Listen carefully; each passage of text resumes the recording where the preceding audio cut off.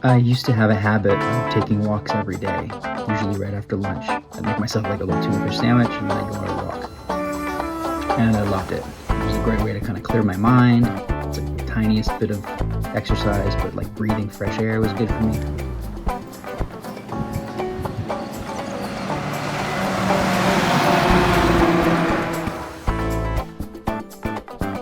And then winter hits here in Colorado and it gets too cold to go for walks. And then I just kind of fell out of the habit. So by the time it starts getting warm again, I have to like remind myself, hey man, go for a walk. You like that stuff. You actually like that.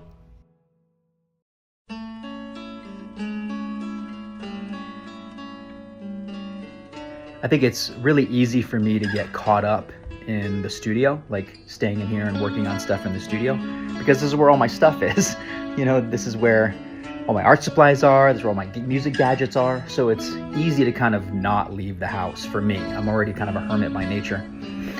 So it's easy for me to kind of hole up in here and just work on stuff. And I think that's why it's so important for me to remind myself to go for walks, because they get me out of this space. They get me out of the monotony of it, I guess, or the like sameness of it.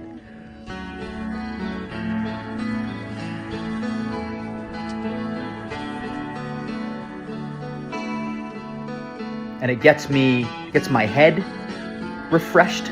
It gets my head sort of reset.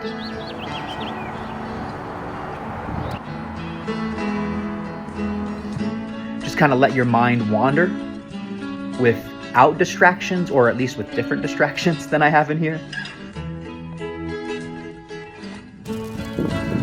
And after a while, you start to notice things like the rhythm of the wind rattling some dried leaves in the trees.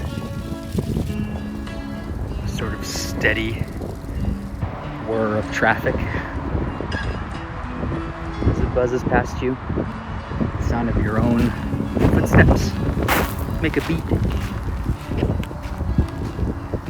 So there's all this stuff that you can focus on and draw from. And I like that.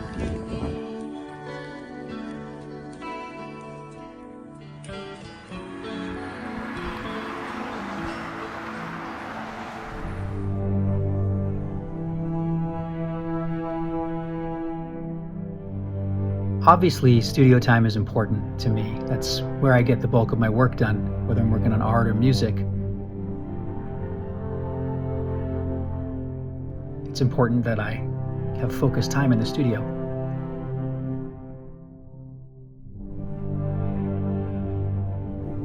But sometimes the best thing you can do for your studio time is to leave the studio.